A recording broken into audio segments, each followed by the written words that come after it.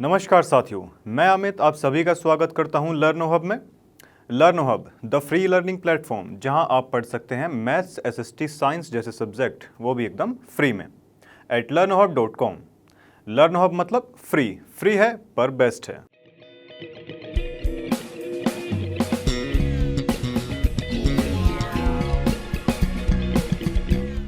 देखिए, जैसे कि आप स्क्रीन पर देख ही सकते हैं, आज की क्लास में करने वाले हैं एनसीईआरटी एक्सरसाइज 5.4 के क्वेश्चंस। तो इसी के साथ वीडियो स्टार्ट करते हैं।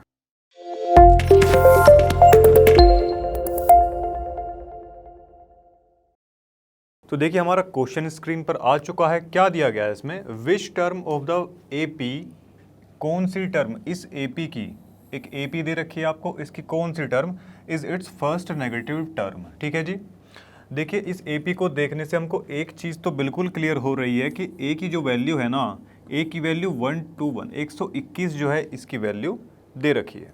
ठीक है जी। चलो, डी कितना है? डी यहाँ पर क्लियरली देख सकते हैं -4 है। नेगेटिव टर्म कौन सी होने वाली, कौन सी वो nth टर्म होगी, कौन से नंबर की टर्म है जो कि हमारी फर्स्ट नेगेटिव टर्म होने वाली है। नेगेटिव टर्म होने के लिए हम सभी जानते हैं, देखिए ये फॉर्मूला होता है, क्लियर है। नेगेटिव टर्म होने के लिए ये जो ए एन है ना, इसकी वैल्यू कम होनी चाहिए, किससे? 0 से कम होनी चाहिए। ठीक है। चलिए, अब अगर देखा जाए यहाँ पर इसकी वैल्यू निकाल कर अगर देखें, ए कितना है? 121 है। एन तो हमको पता ही नहीं है, n-1। डी, अब डी कितना है? देखिए डी है -4। क्लियर है जी। चलो, 121, ये -4 है, मल्टीप्लाई इसकी अंदर होगी, यहाँ पे ये प्लस का n है तो माइनस का n हो जाएगा, -1 है तो ये दोनों कैसे हो जाएंगे? प्लस का ये 4। अब 125 -4n, ये तो आई हमारी n की वैल्यू। अब हमने क्या बताया था?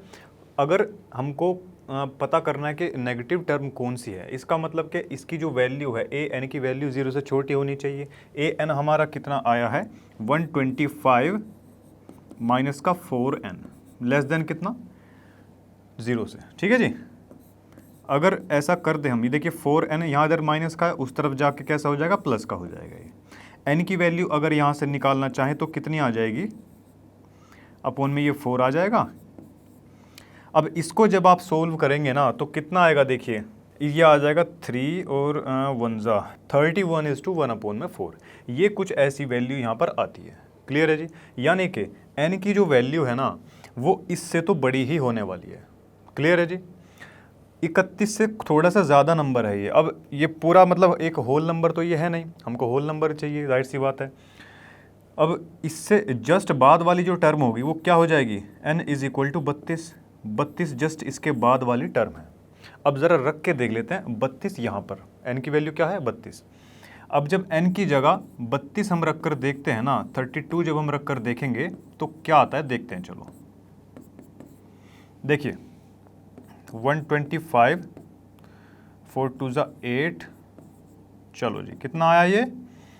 -3। तो देखिए A32 यानी कि 32वीं जो टर्म है, A32 32वीं टर्म कौन सी होगी? -3। 32वें स्थान पर हमको सबसे पहले नेगेटिव टर्म इस क्वेश्चन में मिलने वाली है। क्लियर है जी। चलो, तो देखिए इसी के साथ ये क्वेश्चन समाप्त होता है।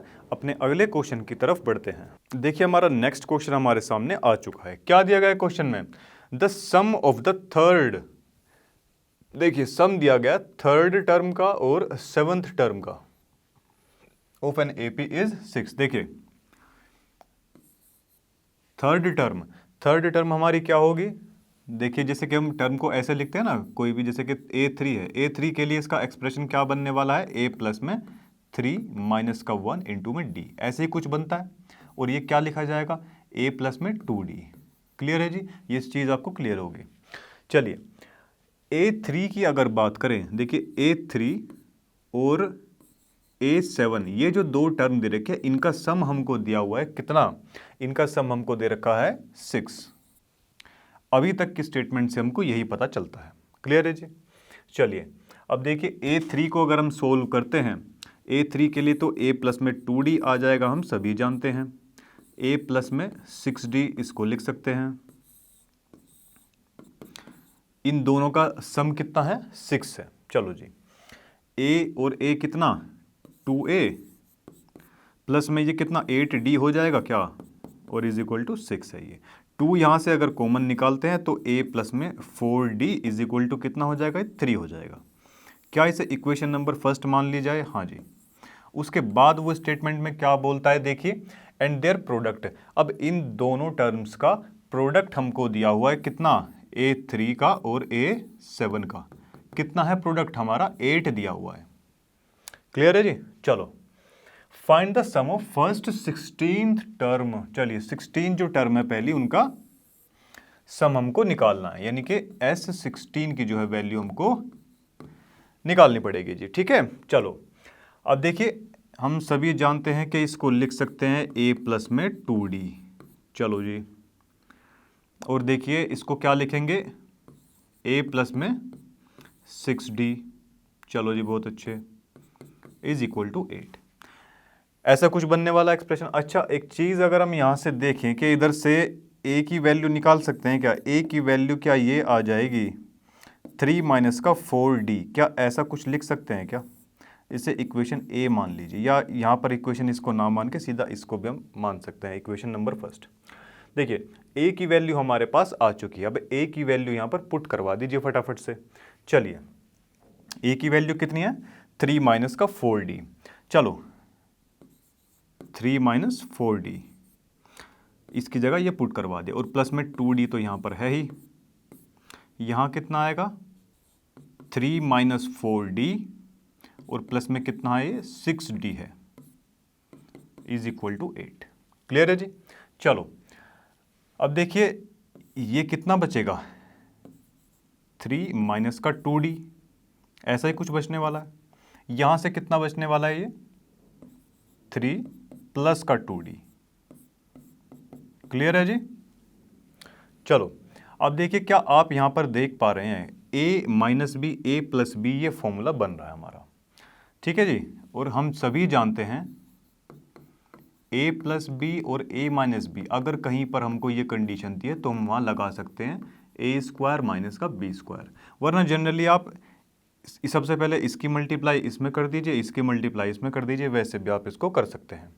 चलिए तो देखिए, a का स्क्वायर माइनस का b का स्क्वायर, a कितना है 3 है, तो 3 का स्क्वायर हो जाएगा, माइनस b का स्क्वायर, b के प्लेस पर कितना है 2d है, तो 2d का स्क्वायर। Very good. अब देखिए माइनस का ये 4d स्क्वायर हो जाएगा, यहाँ से होगा कि नहीं होगा? हाँ जी। ये 8 दिया हुआ है, ये 3 3 जा 9, 9 उस तरफ जाके माइनस का हो जाएगा 9। चलो जी, माइनस का 4d square is equal to कितना, माइनस का 1 हो जाएगा। ये माइनस से माइनस हो गया cancel, d square is equal to 1 upon में 4, और d की वैल्यू यहाँ से कितनी आ जाएगी हमारे पास, प्लस माइनस 1 अपॉन में 2। अब देखिए, चलो जी, 1/2 जो है वो वैल्यू आ चुकी है। Find the sum of first 16 term. ठीक है जी। अब देखिए d की वैल्यू हमारे पास आ चुकी है, और चलिए एक काम करते हैं, सबसे पहले तो फर्स्ट टर्म भी तो हमको निकालनी पड़ेगी ना इसकी। चलिए तो फर्स्ट टर्म निकाल लेते हैं फटाफट से।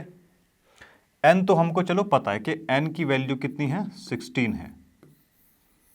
d की हमको दो वैल्यूज हमको दे रखी है, प्लस माइनस का 1/2।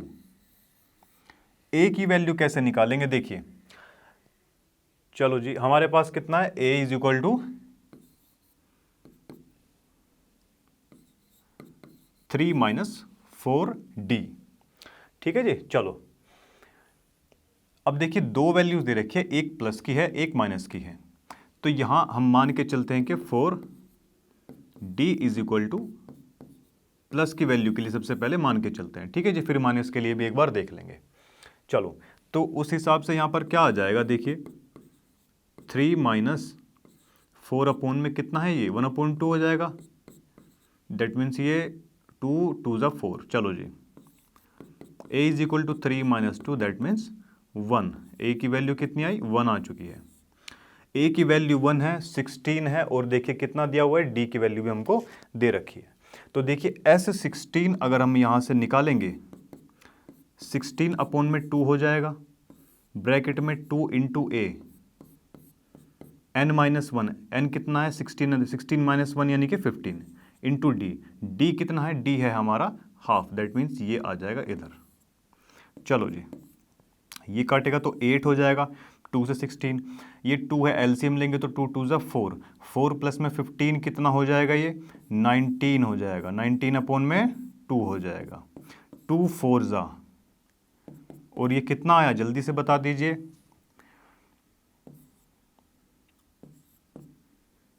ठीक है जी, अगर d की वैल्यू प्लस का हाफ मानते हैं तो सम कितना आएगा हमारा, सम आ जाएगा कितना 76।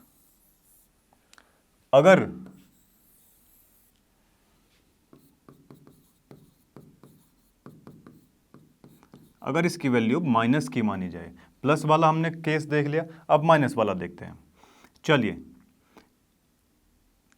a is equal to 3 minus 4d, अगर इसकी जगह माइनस की वैल्यू रखी जाए, देखिए 2 से 2 तो ये कैंसिल आउट हो ही जाएगा, इस केस में हमारा कितना आएगा, देखिए 3 माइनस और माइनस ये प्लस का हो जाएगा, 2 बन जाएगा, कितना हो जाएगा ये 5, तो a की वैल्यू आ जाती है हमारी 5।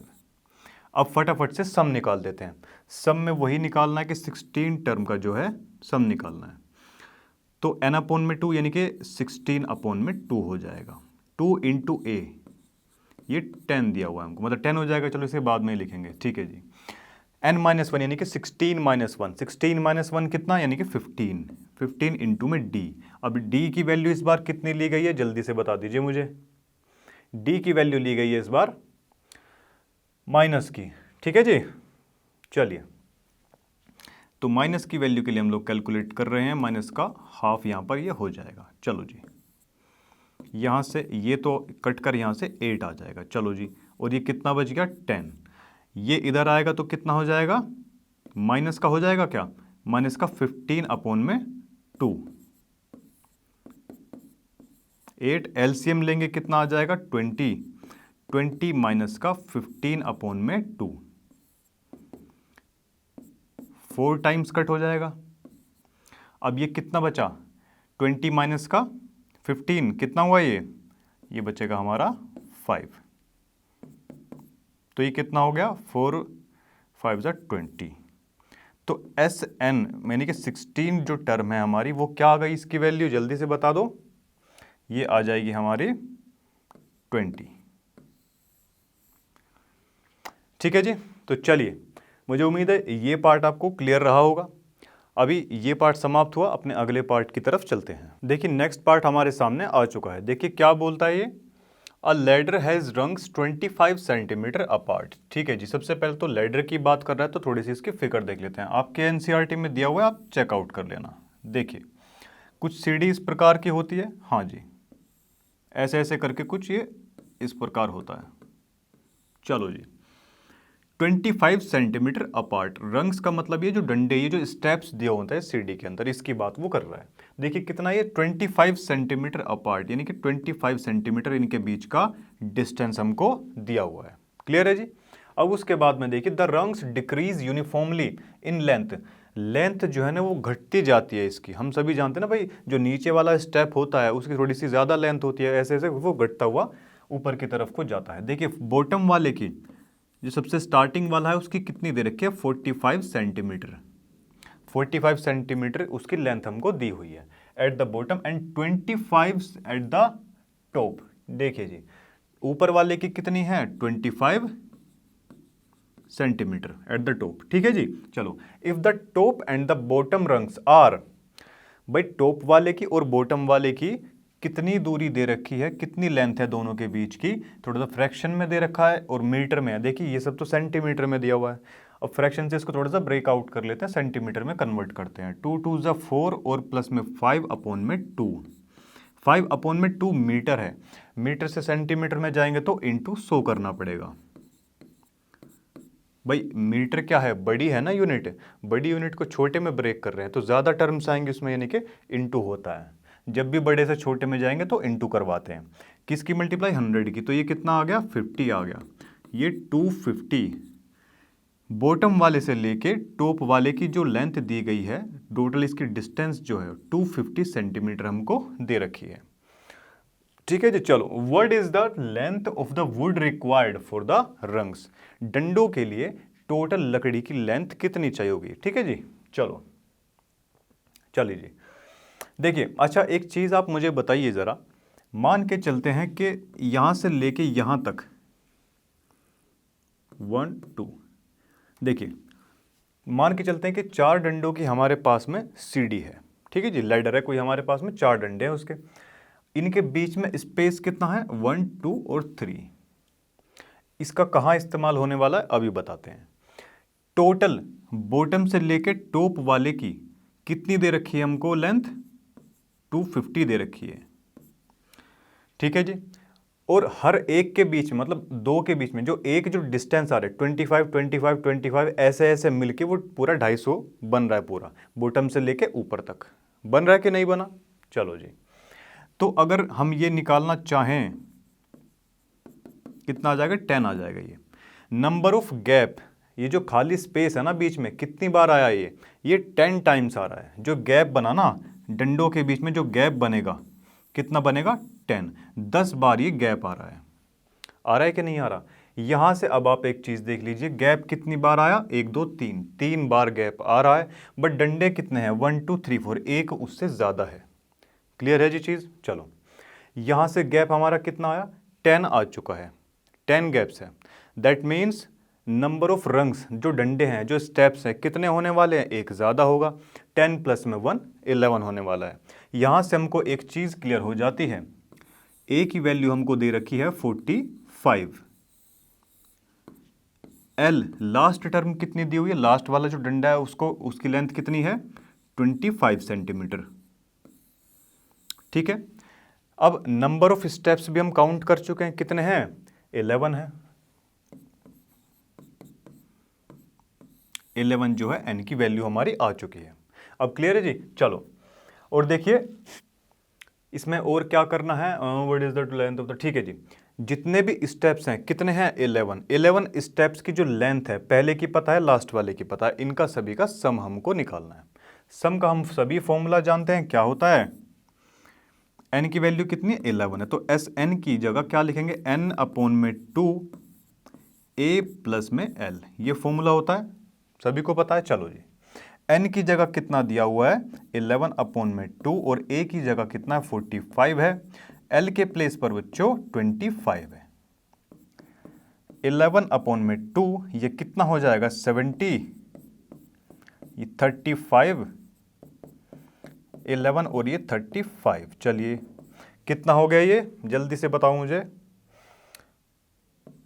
11 3 जा 33, 11 5 जा 55, चलिए 5 8 और ये 3।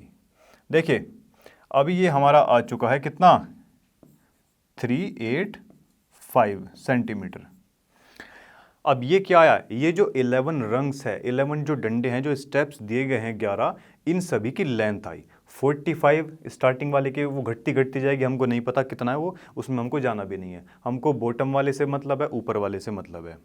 उस हिसाब से हमने टोटल जो है ना लेंथ निकाल लिए 11 डंडों की, कितनी होने वाली है, कितनी है, 385 सेंटीमीटर टोटल जितने भी ये रंग्स हैं उनकी लेंथ होने वाली है। ठीक है जी, उम्मीद है कि ये पार्ट आपको समझ में आया होगा। तो चलिए इसी के साथ अपने नेक्स्ट पार्ट की तरफ चलते हैं। देखिए नेक्स्ट पार्ट हमारे सामने आ चुका है, क्या दिया है क्वेश्चन में, the houses of a row are numbered consecutively from 1 to 49। भाई एक रो दे रखी है हमको, एक रो के अंदर कुछ घर हैं, 1 2 3 4 5 ऐसे ऐसे करके कहाँ तक गए हैं वो, 49 ऐसे वो जा रहे हैं। ठीक है जी, ऐसे उनकी नंबरिंग हो रखी है। Show that there is a value of X, X की एक ऐसी वैल्यू है such that the sum of numbers of houses, houses के नंबर्स का सम, किस हाउसेज के नंबर का सम, प्रीसीडिंग द हाउस, उस हाउस से पहले वाले, प्रीसीडिंग का मतलब पहले वाले, उस हाउस से पहले वाले घरों के नंबर का सम, जिसको क्या हमने मान रखा है x, मान लेते हैं ये कोई घर है, उसको हमने x नंबर दे दिया। अभी तक की स्टेटमेंट में उसने बोला जिस हाउस को हमने x मान रखा है उससे पहले वाले घरों के नंबर्स का सम, ठीक है जी, उसका सम बराबर है to the sum of the numbers, किसके बराबर है, to the sum of numbers of houses, उन घरों के नंबर्स का सम, फॉलोइंग इट, जो इसको फॉलो कर रहे हैं, यानी कि जो इसके बाद वाले हैं। ये एक हाउस है, इसको x मान रखा है, इससे पहले वाले जो घर हैं उनका सम बराबर किसके हैं, जो इसके बाद वाले घर हैं उनके सम के। तो यहां से कुछ हमारा कुछ ये बन जाएगा क्या, देखिए इससे जो जस्ट पहले वाला घर होगा क्या वो x-1 रहा होगा, x-1 रहा होगा कि नहीं। चलो जी, तो उसने यही बताया यहां से लेके यहां तक का जो सम है वो इस सम के बराबर है। क्लियर है जी। चलो अब एक चीज आप मुझे बताइए कि ये जो सम है यानी कि x-1 वाला जो घर है भाई, एक से लेके यहां तक जाएगा ना, ये सम जो है किसके बराबर दे रखा है, इस वाले के बराबर दिया हुआ है, दिया है कि नहीं दिया। अब एक बात बताइए, x के जो बाद वाला ये जो हिस्सा है इसका सम हम कैसे निकाल सकते हैं भाई, अगर हम इस टोटल में से इतना हिस्सा, ये x वाला x तक का हिस्सा अगर माइनस कर दे भाई, टोटल में से इतना हिस्सा माइनस कर दे तो हमको ये मिल जाएगा क्या, मिलेगा क्या नहीं। चलिए टोटल में से यानी कि S49 में से 1 से लेके 49 तक गया जितने भी घर हैं, इस पूरे का सम निकालो। इस पूरे के सम में से अगर हम माइनस करवा दे कहां तक का सम, 1 से लेके जो x वाला जो घर है यहां तक का सम अगर हम माइनस करवा देते हैं, तो अब ये कंडीशन सेटिस्फाई हो रही है ना हमारी, जैसा क्वेश्चन में बोला हमने वैसी स्टेटमेंट इसको यहां पर लिख दी है। तो उसके लिए सबसे पहले देख लेते हैं Sx-1 हमारा क्या निकलता है। देखो Sx-1 हमारा क्या निकलेगा, चलिए n/2, n/2 और ये a प्लस में l, ये फॉर्मूला यहां पर लगा देते हैं। n की वैल्यू कितनी है, x-1 है, अपॉन में 2 है। a की वैल्यू कितनी है, 1 है। लास्ट वाला घर है, लास्ट वाले घर की वैल्यू क्या दे रखी है, x-1 हमको दी हुई है। ठीक है जी। चलो 1 से 1 कैंसिल आउट, x बचेगा यहाँ पे, तो x-1 अपॉन में 2, ये तो हो गई जी इसकी बात। चलो जी अभी कर लेते हैं थोड़ा सा Sx वाले की। ठीक है जी, अगर Sx देखें हम तो कितना आ जाएगा, देखिए n/2 a प्लस में l। चलो जी नंबर देखिए n की वैल्यू कितनी है, x है अपॉन में 2, a कितना है 1 प्लस में l की वैल्यू क्या है, लास्ट टर्म लास्ट वाले घर को कौन सा नंबर दिया गया है, x। देखिए यहां से कितना आ गया, x प्लस में 1 इंटू एक्स अपॉन में 2, ऐसा कुछ आ गया क्या। हाँ जी। अब देखिए 49 वाले की भी तो वैल्यू चाहिए हमको, 49 वाले की कैसे निकालेंगे, n की वैल्यू कितनी है 49 अपॉन में 2, फर्स्ट टर्म कितनी दे रखी है 1 है, और प्लस में लास्ट वाले कितने नंबर दिया हुआ है 49, तो ये हो जाएगा हमारा माइनस का, सॉरी माइनस नहीं, अभी कहाँ माइनस हो जाएगा भाई, माइनस तो इधर होगा। चलिए 50 हो गया, ये हो जाएगा हमारा 25 की जब इसमें मल्टीप्लाई करवाएंगे तो कितना आएगा, जल्दी से बता दो मुझे। ये आ जाएगा हमारा 100 और जी ये आ जाएगा 1225। देखिए 1225 हमारा यहाँ पर आ चुका है S49 की वैल्यू। चलो जी अब इन सभी वैल्यूज को उठा के इस वाले एक्सप्रेशन में हमको रखवा देना है।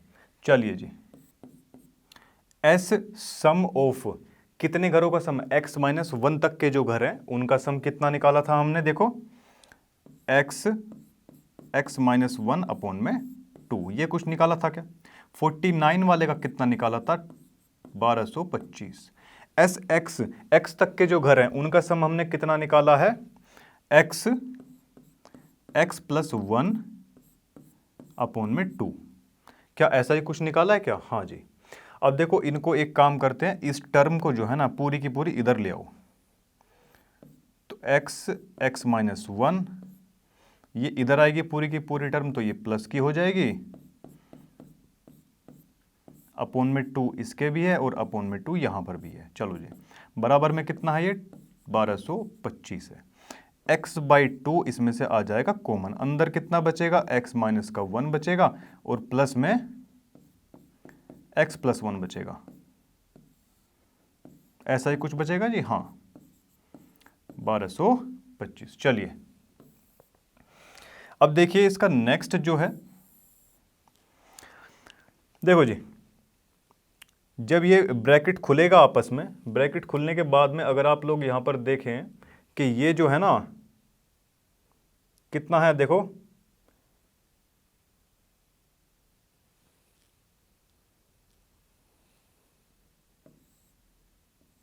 देखिए माइनस का 1 प्लस का 1 कैंसिल आउट हुआ, x और x कितना हुआ 2x हुआ, x अपॉन 2 तो यहाँ पर था ही, और ये 2x और ये कितना बचा, ये बस ये इतना ही है, ब्रैकेट बंद, और ये 1225। चलिए 2 से 2 cancel out, X square is equal to 1225, ये हमारा आ चुका है।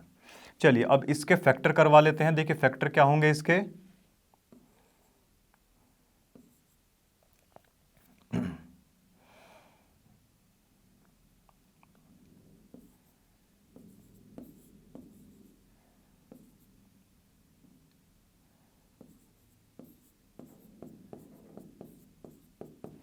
चलिए देखिए इसके जो है फैक्टर्स आ चुके हैं, 5 का स्क्वायर इंटू में 7 का स्क्वायर, स्क्वायर हटेगा उधर स्क्वायर रूट जाएगा, स्क्वायर रूट से ये जो है बाहर आएंगे, तो ये 5 इंटू में 7 बचेगा, दैट मीन्स कितना 35।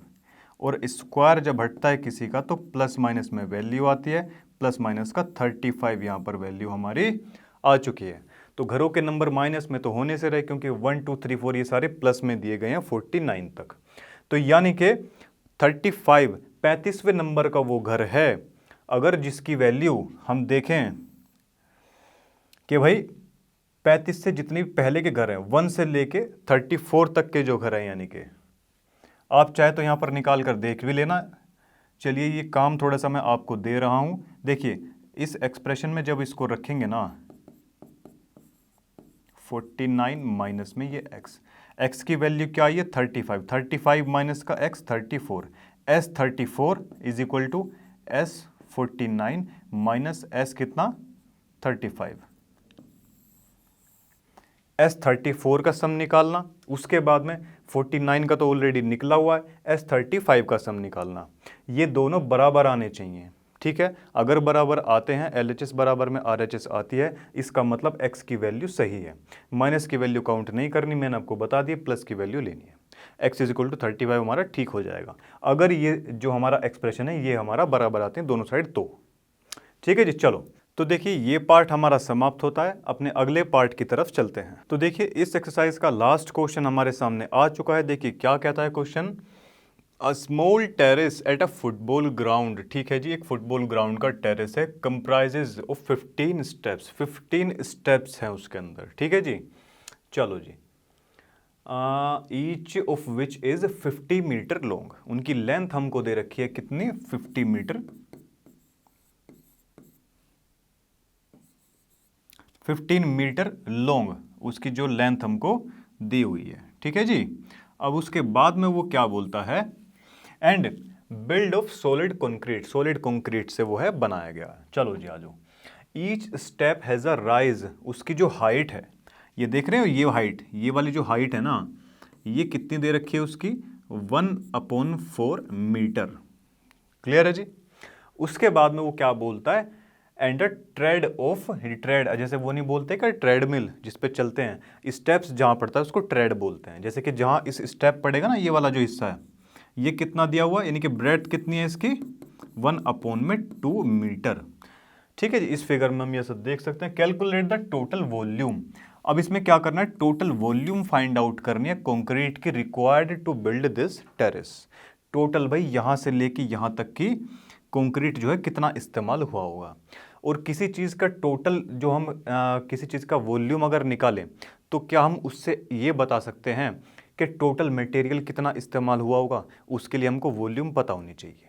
क्लियर है जी। चलो अब देखिए, आप एक चीज़ देख ही पा रहे होंगे। अच्छा ये बताइए, क्या एक रेक्टेंगुलर शेप में नहीं है, ये रेक्टेंगुलर में है ना, बट रेक्टेंगल का तो यहाँ पर कोई इस्तेमाल हो नहीं पाएगा। क्यों नहीं हो पाएगा? क्योंकि रेक्टेंगल कैसी है, एक 2D फिगर है। और क्यूबॉइड और रेक्टेंगल में एक इतना सा ही फर्क है कि क्यूबॉइड में हो जाती है हाइट ऐड, क्यूबॉइड बन जाती है वास्तविक चीज़, रियल चीज़, जो कि रियल लाइफ में एग्जिस्ट करती है, हम मतलब कोई भी मटेरियल के फॉर्म में। अब देखिए 2D फिगर और 3D में क्या होता है, 3D में हाइट ऐड हो जाती है, हाइट भी उसमें आ जाती है। 2D फिगर केवल कोई भी प्लेन पेपर हुआ, कोई बोर्ड हुआ, उस पर ही हम केवल ड्रॉ कर सकते हैं। Rectangle is a 2D figure, cuboid is a 3D figure, बस इतना सा ही डिफरेंस है। अगर वॉल्यूम की बात करते हैं तो वॉल्यूम ऑफ अ क्यूबॉइड कितना होता है, L into B into H. पहली क्लासेस में हम लोग ये पढ़ते आए हैं, ठीक है जी।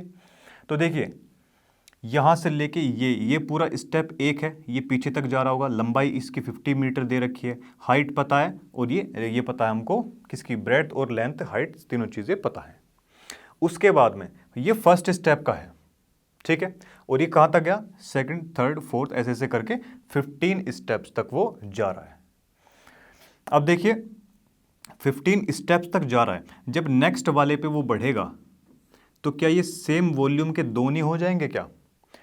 भाई जब सभी की हाइट, लेंथ और ब्रेड्थ सेम है, हम फर्स्ट वाले का निकालेंगे, उसके बाद जब वो सेकंड स्टेप पे जाएगा तो क्या ये दो क्यूबॉइड नहीं बन जाएंगे, या दो क्यूबॉइड की लेयर नहीं बनेगी, एक ऊपर वाली एक नीचे वाली।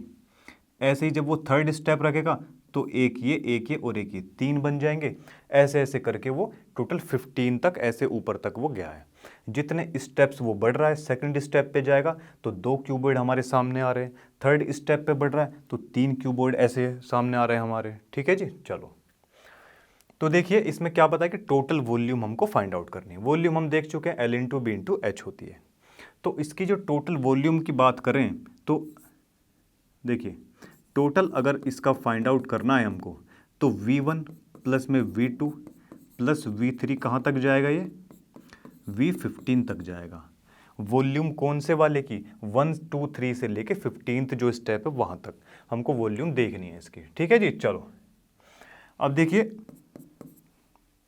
वॉल्यूम अगर फर्स्ट वाले की देखें, L इंटू बी इंटू में H, यानी कि 50 मल्टीप्लाई 1/4 1/2।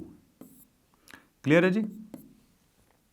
सेकंड वाले में जब जाएंगे तो सेकंड वाले की क्या, यहाँ पर कितने क्यूबॉइड हैं, 2 क्यूबॉइड हैं कि नहीं है। फर्स्ट वाले की अब देखिए, जैसे कि इसमें हम क्या ऐसा लिख सकते हैं क्या, सेकंड वाले के अंदर 50 इंटू में 2 1/2 और 1/4 प्लस 50 इंटू में 1/2 और 1/4। भाई सेकंड स्टेप की बात आ रही है, 2 ही तो क्यूबॉइड बन रहे हैं ना यहाँ पे, आप देख ही सकते हैं क्लियरली। तो इसको और इसको अगर हम बाहर ऐसे कॉमन निकाल लें, 1/4 ये कॉमन ले लिया, अंदर कितना बचेगा, इसकी जगह 1 बचा और इसकी जगह भी 1 बचा, 2 आ गया कि नहीं आ गया। सेकंड स्टेप पे देखिए टोटल स्टेप्स तो कितने आ गए, 2 स्टेप आ रहे हैं। वॉल्यूम तो फिक्स ही रहेगी ना भाई, जो डायमेंशंस दी है वो तो फिक्स ही रहेगी कि नहीं रहेगी। फर्स्ट स्टेप के लिए वॉल्यूम ये 1, मतलब ये एक ही लिखा जाएगा पूरा। सेकंड स्टेप पे जब जाएंगे तो वॉल्यूम 2 बार काउंट हो जाएगी कि नहीं। ऐसे ही थर्ड वाले पे जाएंगे तो 3 बार काउंट, 4 वाले पे जाएंगे तो 4 बार काउंट, 15th वाले पे जाएंगे तो 15 बार ऐसे ऐसे करके काउंट होगी, क्योंकि टोटल जो क्यूबॉइड हमारे बन जाएंगे 15 बनेंगे कि नहीं बनेंगे वो। हाँ जी चलिए, तो इसी प्रकार हम देख सकते हैं कि यहाँ से इन सभी के सेकंड स्टेप की अगर बात करें, यहाँ से वॉल्यूम उठा के बाहर लिया, कॉमन ले ली, ठीक है, तो कितना हो जाएगा, 2 आ जाएगा। थर्ड वाले में यही चीज़ कॉमन आ जाएगी, यहाँ पे +1 और हो जाएगा तो 3 हो जाएगा। तो ऐसा कुछ करके हमारा यहाँ पर चलने वाला है, 2 इंटू में 50 इंटू में 1/4 इंटू 1/2, और ये कहाँ तक जाएगा ऐसे करता हुआ, 15 टर्म तक जाएगा। 15 टर्म तक ये जाने वाला है, 15 इंटू में 50 इंटू 1/4 इंटू 1/2 ऐसे जाएगा कि नहीं जाएगा। चलो जी, अब इन सारी टर्म के अंदर से हम अगर 50 इंटू 1/2 इंटू 1/4 कॉमन निकाल लेते हैं, यहाँ से भी अगर हम कॉमन निकाल लेते हैं तो अंदर यहाँ क्या बचेगा, इसकी जगह तो 1 बचा, इसकी जगह 2 बचा, ऐसे जाते हुए लास्ट में ये कितना बचेगा, ये बचेगा 15। क्या क्लियर है बात? 1 2 3 4 ऐसे ऐसे करके 15 तक जा रहा है। और कॉन्जिक्यूटिव अगर नंबर दे रखे हैं तो सम निकालने का एक और हमारे पास में फॉर्मूला होता है, कौन से वाला, n प्लस में 1 अपॉन में 2। ऐसे करके आप जो है सम निकाल सकते हो। दूसरी बात ये, एक और तरीके से भी आप निकाल सकते हैं। 1 फर्स्ट टर्म पता है, लास्ट टर्म हमको पता है, n की वैल्यू भी पता है, कितनी है, 15 ही दे रखी है। तो Sn is equal to n upon में 2 a प्लस में l। दोनों में से कोई सा भी फॉर्मूला आप लगा सकते हो। ठीक है जी। अब देखिए इसका क्या किया जाए, 25 टाइम्स ये हो गया, तो देखिए इधर 25 अपॉन में 4 तो बचेगा इधर। इनका जो सम आएगा, देखिए इसको ज़रा कैलकुलेट कर लेते हैं। किधर कैलकुलेट किया जाए, यहाँ इधर आ जाओ। देखो जी, n प्लस में 1 अपॉन में 2, n कितना है 15, 15 प्लस में 1 16 अपॉन में 2, 8 टाइम्स गया ये। तो यहाँ से ये कितना आ जाएगा, देखो 120 आ गया क्या, अरे आया कि नहीं, 120 आ चुका है इसका सम। कहाँ से कहाँ तक का, 1 से लेके 15 तक का 120 सम जो है आ चुका है। 4 3 ज़ा 12, चलिए 4 3 ज़ा 12 हो गया, हाँ जी, 25 या 75, 750 मीटर क्यूब। यानी कि टोटल ये जो टेरेस है यहाँ से लेके यहाँ तक इसका जो वॉल्यूम बना वो कितना बना जो है 750 मीटर क्यूब बना। ठीक है जी। इस क्वेश्चन में मुझे नहीं लगता कि आपको कोई डाउट रहा होगा। डाउट रहेगा तो फिर आप कमेंट में बता सकते हैं। तो चलिए, ये सभी पार्ट आपके समाप्त होते हैं। देखिए सभी पार्ट आपके यहाँ समाप्त होते हैं। मुझे उम्मीद है सभी क्वेश्चन आपको क्लियर रहे होंगे। अगर क्लियर नहीं है तो कमेंट सेक्शन में आप लोग बता सकते हैं। तो चलिए इसी के साथ ये वीडियो खत्म करते हैं। मिलते हैं आपसे नेक्स्ट वीडियो के अंदर। तब तक के लिए टेक केयर, बाय बाय।